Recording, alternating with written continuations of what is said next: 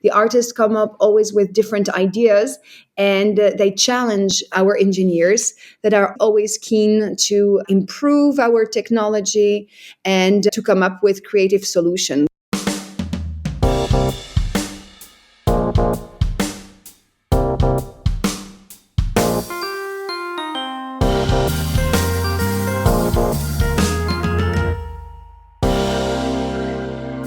Hello, print friends, and welcome. This is a bilingual podcast, so if you subscribe to us, you'll be getting episodes in English with me, as well as in Spanish with Ronaldo Gil Zambrano. Together, we talk to people around the globe about their practice and passions in the field of print media and multiples. Hello, Print Friend is brought to you by Speedball Art Products. And in 1915, Ross F. George published the first edition of the Speedball textbook, which quickly became a superlative resource for artists and letterers of all skill levels. This is a great inspiration for the gig poster gang or for people who want to develop their own letter forms for screen and relief printed work.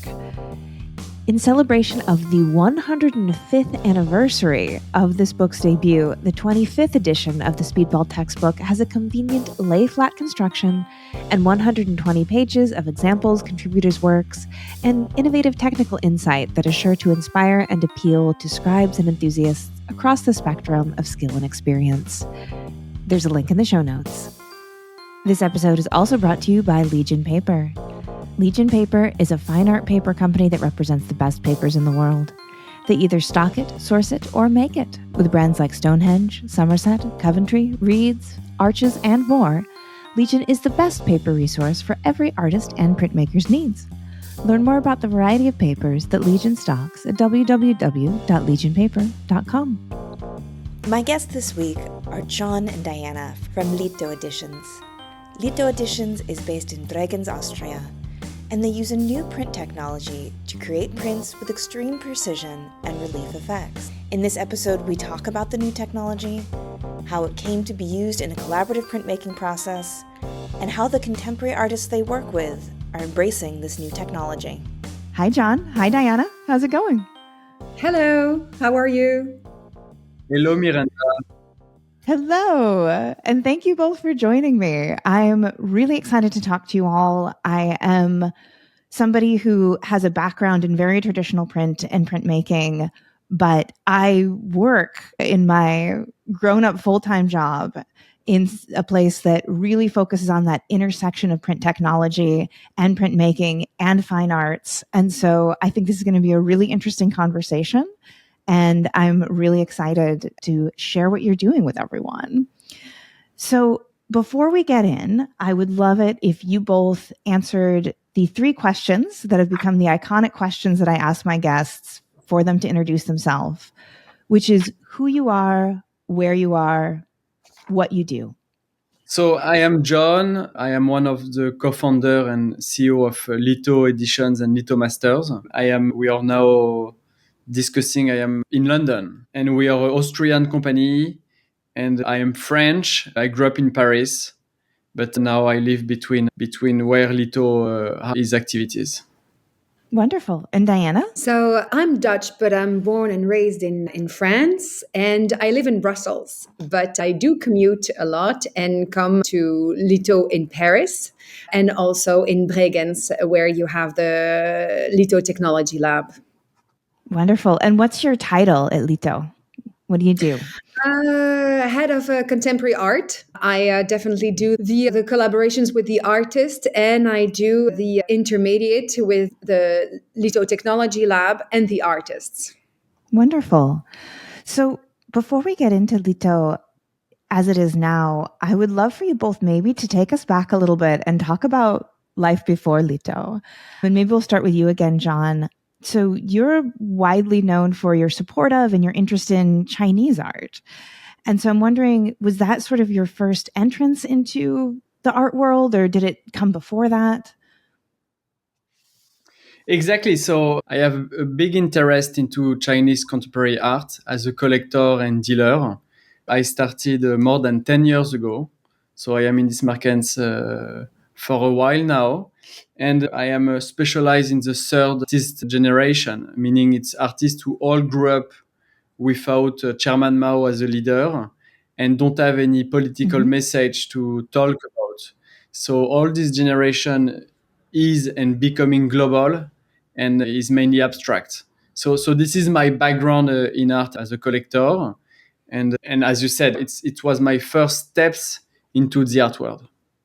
Where did your interest start in contemporary Chinese art? Very easy to understand. When you are born and you grew up in Europe and you would like in a 30 years of career to have an impact in the art market, you cannot do it from Europe, because with the American market, for example, all the best American artists and artworks are sold by American dealers and galleries to American collectors. So in Europe, we only have the second choice. The biggest shows and exhibition always happen in the US and not in Europe, at least for contemporary artists. So having said this, I started to look on the other side of the planet and what's happening with in China and Asia. And it was at that time and still an emerging country. And you could catch very interesting artworks from artists from the same generation as the American market, and build a collection and work with them. So this is why. It's just coming from Europe in terms of time and effort, and it's also a very exciting market.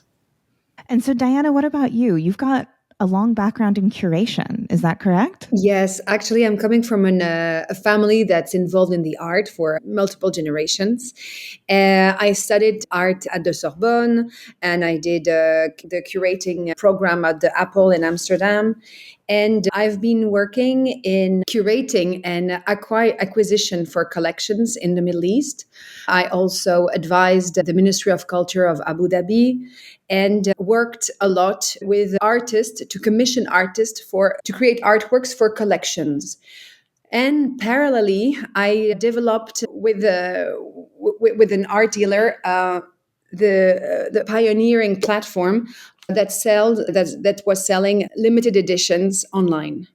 So I have now, let's say, more or less 15 years of experience in the print market. This is a little bit how I came also to LITO, because it was, of course, a very interesting new technology. And it was also, I was sure that it would interest a lot of contemporary artists. So we are very lucky to have Diana on board, because Diana have a clear understanding of the market of these last 15 years, today and next, and have also very great skills to work with the artist and lead the LITO lab.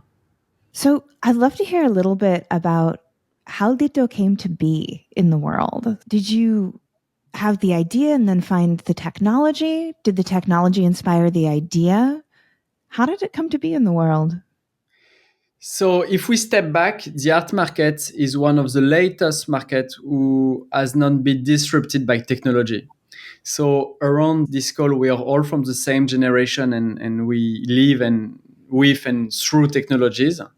And so I was wondering why. And I was just monitoring any art and tech initiative in the art market to see what was working, what was not working, and why. And at some point, I found that museums were using a small atelier facsimile 3D print technology to create artworks. It was used by Le Louvre, Le Vatican, British Museum. And I said that it could be great. I had the understanding and the vision that by taking this technology and be able to invest in it and to create a stable process and be able to scale what we're doing, we could offer a great services to the artists, the art world, and the museums. So this is how the idea came up. It's as and Miranda, you are a specialist in the print field, but if we exclude the digital print, there were no evolution for the last maybe century about like printmaking techniques, like relevant for Andy Warhol used and make very popular the lithography silk screen techniques. But it existed long time before. So today it's the question about what we can offer to artists to create new work, and a new technique where the artist can be very excited to work on a new creative process and collaborate with us. Can you tell us a bit about what that new creative process is and what the new technology is? So it's a process of different steps, but it's mainly in 3 steps. The first one is about scanning an artwork. or scanning part of an artwork that will create an artist. It can be only like a small part, and we can, like, after data process it, change the color, change the textures, change the brush stroke, change everything, and after to print it.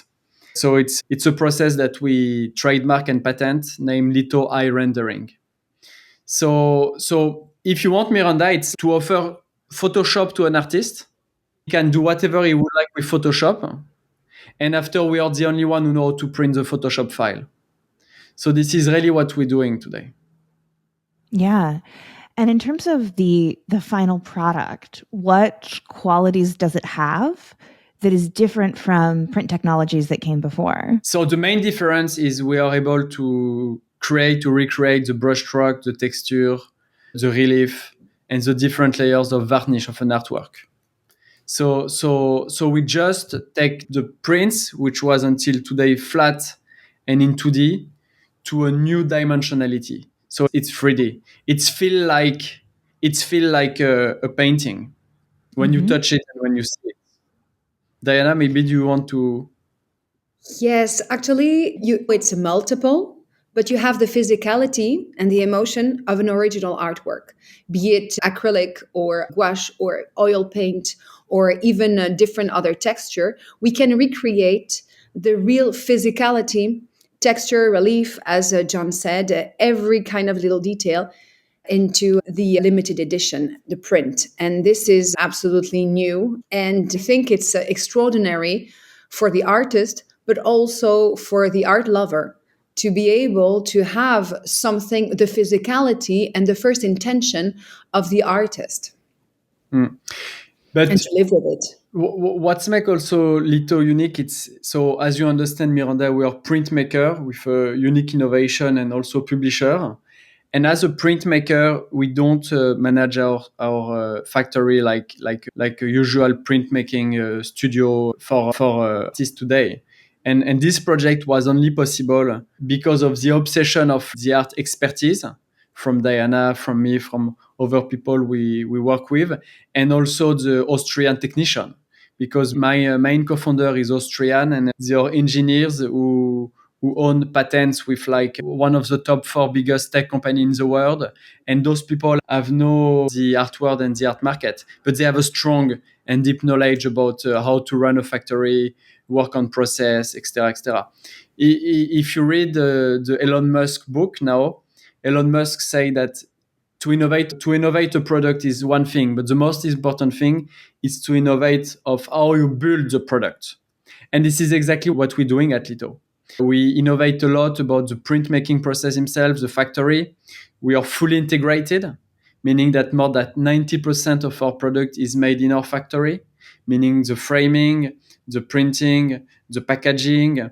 We also have a backplate, etc., etc., which is also totally new because we have a total control of our cost. So we are able also to sell to the market our prints for the same price than a lithograph or than a 2D print. I'm really curious about the actual collaboration process with the artist. So walk me through that. So you identify an artist that you want to work with.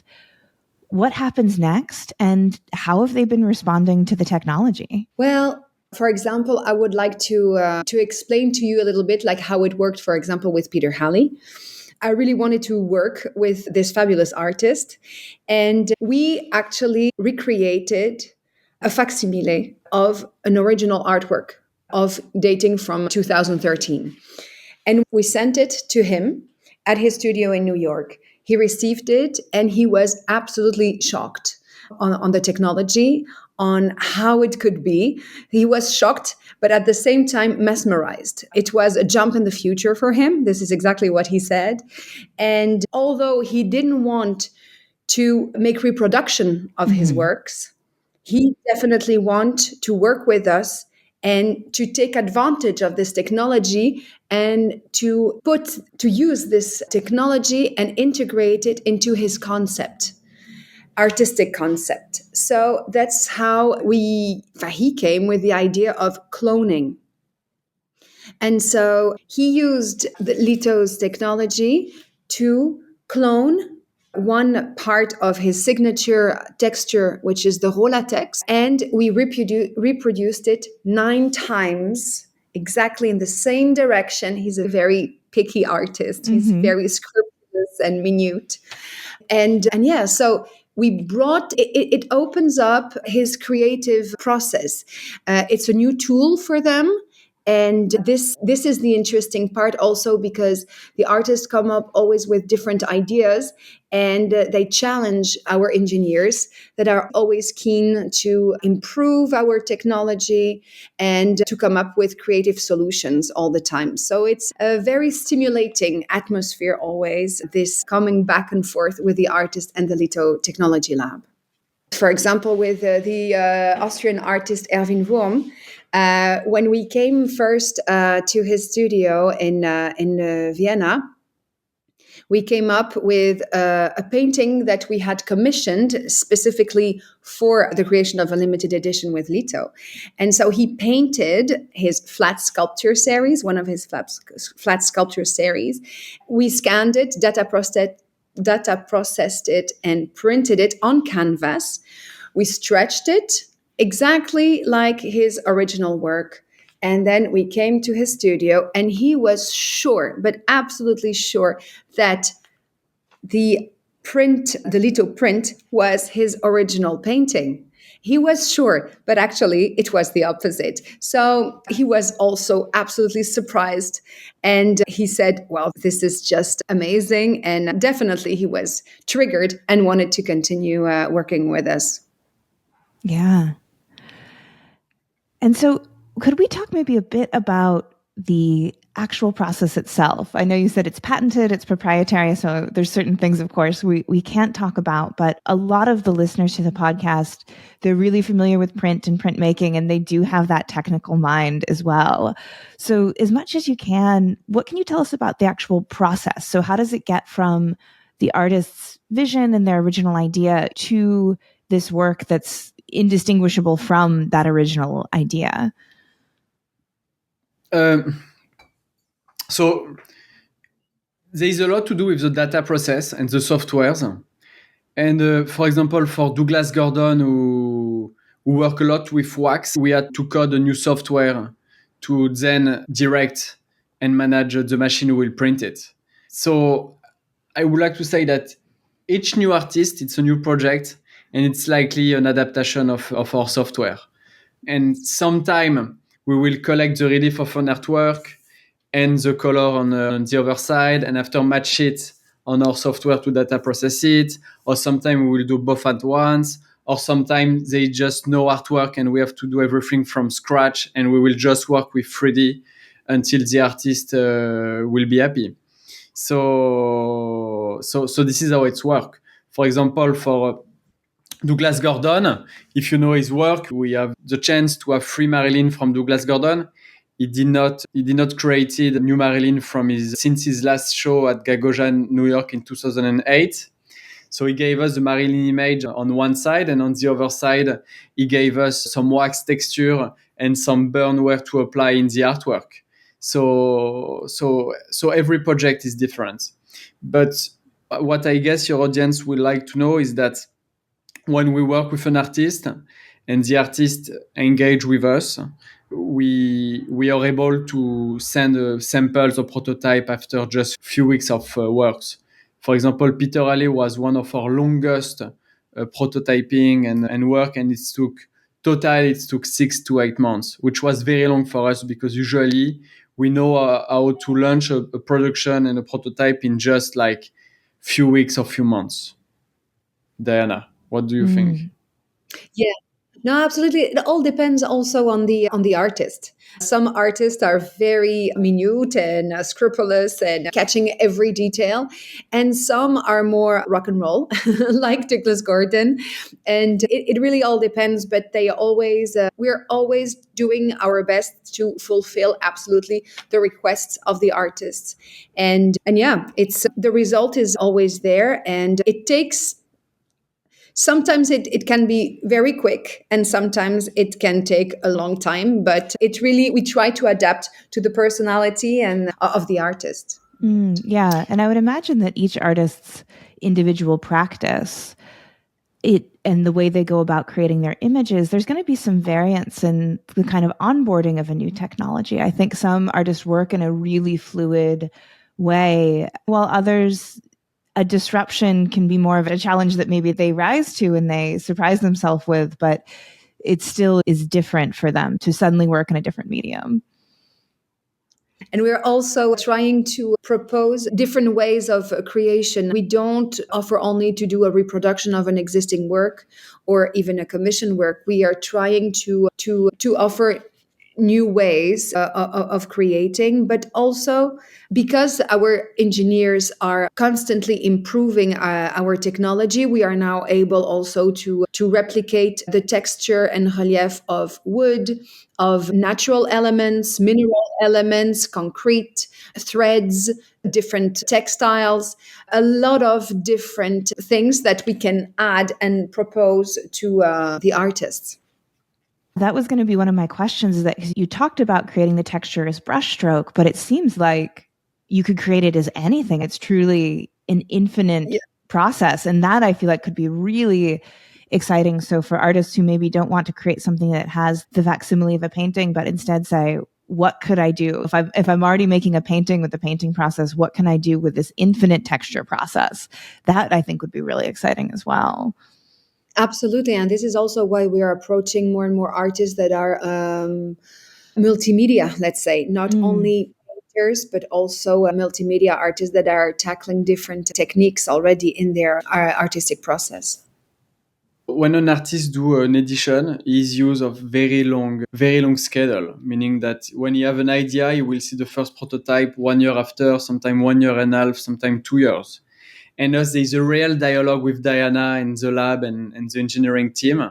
And the artists like it because he will be in an ongoing creative process where he have an idea, we adjust it, we send him a sample, he give his feedbacks, etc., etc. So, and then also it push artists, it push their creative boundaries, and they really like create wonderful work. Because if you take our portfolio, for most of the artists we work with, we are doing like their best editions today, and it's just not my point of view. It's like we will not quote him, but one of our artists, after a few years, they were one work in the auction, and there were like 5 different editions, and we were the only edition who was sold.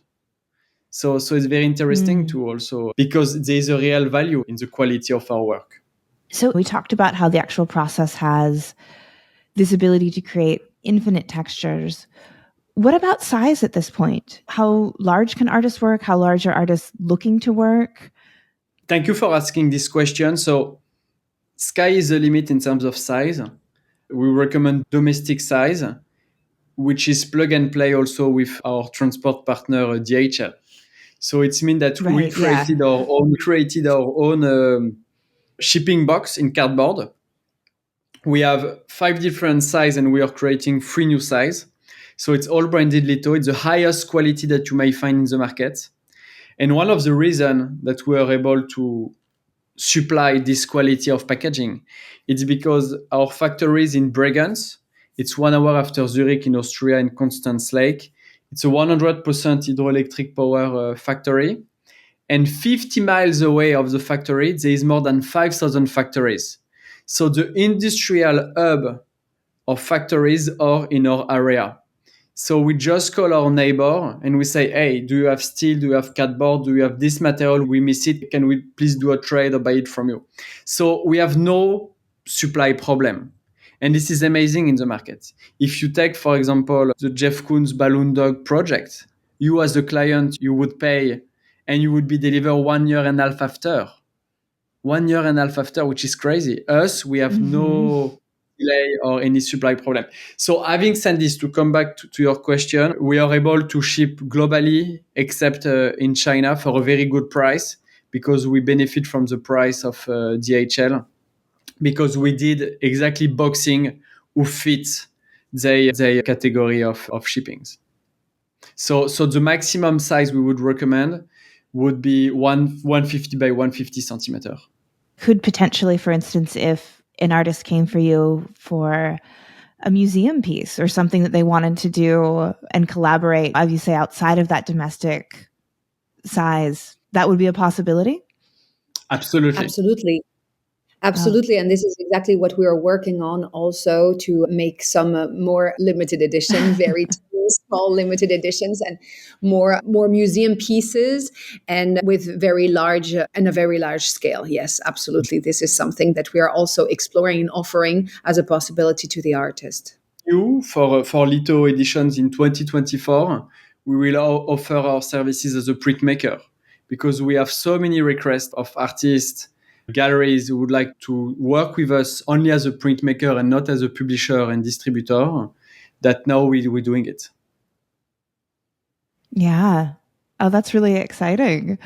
And so, in terms of the artists that you do publish, how do you identify who you want to work with? I feel like this is a really exciting time for your brand because, of course, you're building who you are, right? You're the beginning stages of telling the world who LITO is going to be.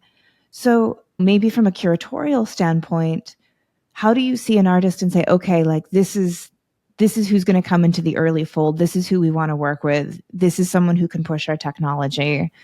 What do you think about in those aspects? I think that multidisciplinary, multimedia, and artists that also have already experimented with the printing and multiples and limited edition is definitely this are artists that we are interested in. So we don't have to explain how interesting to make a limited edition can be. And also, we're looking for artists that are at the beginning quite established, because they do then dare to create new things, and they're less scared, let's say, to experiment. So this is how we started, and now we are more and more also interested in a more emerging, although already quite established somehow in the market or institutionally, is emerging artists, let's say more contemporary, younger artists, let's say, as well.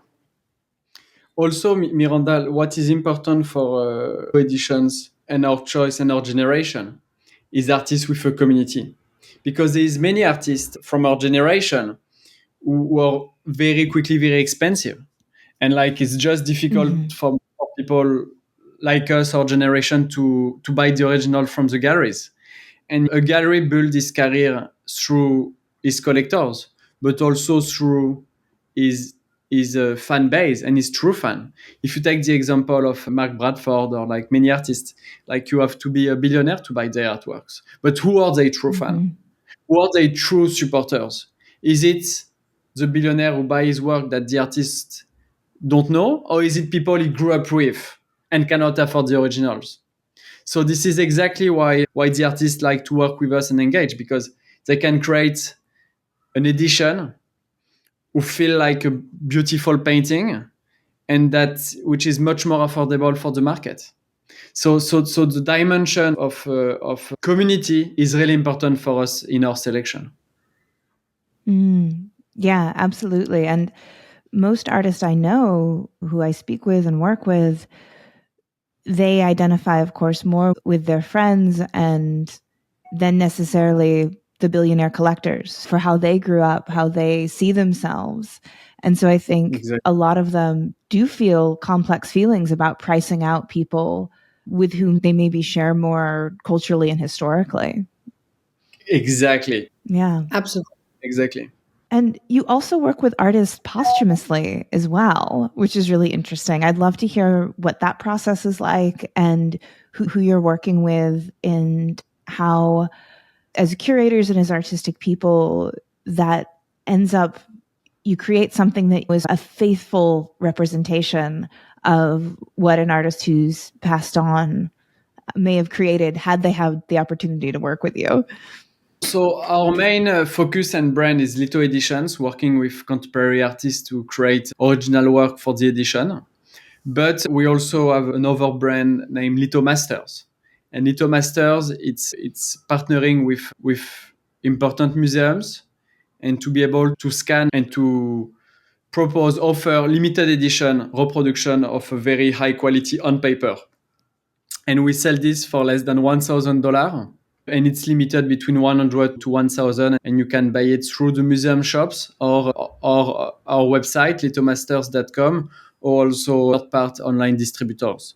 So, for example, we are one of the partner of. We have a partnership with Musée d'Orsay and the current Van Gogh exhibition, as there is a very important exhibition because it's the last 60 days of Van Gogh before he died. And Van Gogh painted one painting a day at that time. And for the first time, you have all those paintings in location. And so we scanned l'église d'Auvers-sur-Oise, and we created the edition on paper with the brushstrokes, the relief. So it's almost a clone. So those goes through the partnerships you have with the museums, and then it sounds like through that you can actually be a part of supporting the museum as well, and creating work that they can then sell, which of course then supports what they do, which I think is really nice. Of course. So because it's co-published with the museum, they get royalty out of the whole project, who support their research and cultural initiative. It also helps them for education. We have, for example, the curatorial team of Musée d'Orsay asked us to take l'église d'Auvers-sur-Oise of Vincent van Gogh and do it a wide version with the relief for people to understand his techniques. And also, when we scan the artworks, we give for free our data and our files to the museums. So, for example, we have another partnership with the René Magritte Museum in Belgium, in Brussels. And the curatorial team found out that René Magritte was using more than 10 different techniques of varnishing his artworks because of our technology and our scan. So nice. Our data is used by the museum for conservation purpose and also for research. Yeah. And for part of the process of the democratization of accessibility to art that Original Multiples affords, I think that's in there too, because no one most of us is ever going to meet is going to have a Van Gogh in their private collection. That's just not going to happen. But this allows them to spend time with works that are really meaningful to them in their domestic space. And that is something that I've always been drawn to in Original Multiples, is that ability to bring work that people love, that there is a significant financial barrier to bringing into their home, but they get to still bring it into their home. Absolutely. And LITO Masters is in this. The aim of LITO Masters, it's for people to live with a masterpiece and to feel the force of an artwork, of an artist at home. And like Musée d'Orsay would say that we know how to reproduce the original artworks to the reproduction at 95%. So you clearly feel everything. Like for Vincent van Gogh in our prints, you feel when you see the room of Van Gogh how alone he was. You feel it because you can see and feel all the brushstroke, everything. So it's very interesting because it's not really the art market, it's the art enthusiast people, and it's people engaged with the artist, and it's people. We are in the emotion market. We all have a favorite artist, a favorite movie, a favorite restaurant, a favorite singer, and we're exactly in this market. So it's very interesting because it's two different clients, two different audiences, I would like to say. Yeah, absolutely. What do you have in the future? What projects do you have that you're looking forward to? Anything that you're excited about that you want to use the platform to talk about that people can keep an eye out for? So you can follow our Instagram, lito.io, and stay tuned. But this year we will have a very exciting release. And you can also follow our website, lito.io, subscribe to our newsletter. And we have Diana is working with a lot of artists. And there is a great edition will be released soon. Diana, if you would like to say a few words. Yeah, absolutely. We are expanding a lot, different and experimenting with different artists from different countries, different generations. And it is very promising. So I invite you to stay tuned because 2024 is going to be a promising year for LITO and for art lovers to have the possibility to live with a great masterpiece from LITO Masters or LITO Editions with contemporary artists. A contemporary One of masterpiece. the Yeah. Contemporary masterpiece, of course. and contemporary master, correct. And no, like Exactly. we are working closely with one of the top YBA artists in London, and no, so very exciting moment. And so, what about people who might have an opportunity to see you all physically? Are you doing fairs? Are you doing any gallery pop ups? Anything like that for people who might be out in the art world in 2024? Could they find you anywhere in that context as of right now? So we are opening a gallery in February at the same time that Bregenz Art Fair. So it's an art fair, regional art fair for the Constance Lake country. So Germany, Switzerland, Liechtenstein, Austria.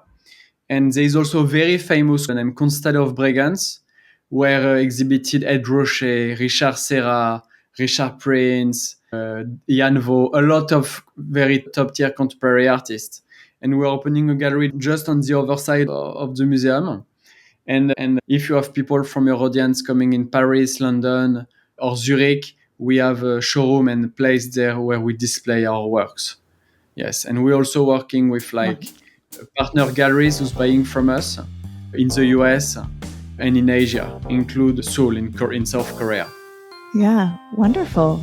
Well, thank you both so much for sitting down and for having the conversation with me. I'm excited to share this with listeners, and I'm excited to hear what people think of the new print technology. I think that printmakers are often really always excited to hear, particularly the technical innovations. It is a medium that from the very beginning, whether you want to call that 3,000 years ago or 500 years ago, it was about how humans interacted with new technology, and whether that's in acid for etching or a new engraving tool, this is a long part of its history, and I'm excited to see what happens with LITO in 2024. Great, and please, Miranda, next time you come in Europe, Paris or London, please let us know, and would be very happy to meet you. And if anyone would like to reach us, we are very reactive and we are very open to any dialogue. Wonderful. Well, I will definitely put links to your website, to your Instagram in the show notes, and I hope you both have a beautiful afternoon in Europe, and we will definitely be in touch. Well, thank you very much, Miranda. Thank you. And that's our show for this week. Join me again in 2 weeks' time when my guest will be Shepherd Fairy. That's right, Shepherd Fairy. You won't want to miss it. If you like today's episode, we have a Patreon where you can help support our podcast and get bonus content, like Shop Talk Shorts with past guests. But the very, very best thing you can do to support us is listen, rate, follow, and share with your fellow print friends around the world. This episode, like all episodes, was written and produced by me, Miranda Metcalf, with editing by Timothy Pauschak and music by Joshua Weber. I'll see you in 2 weeks.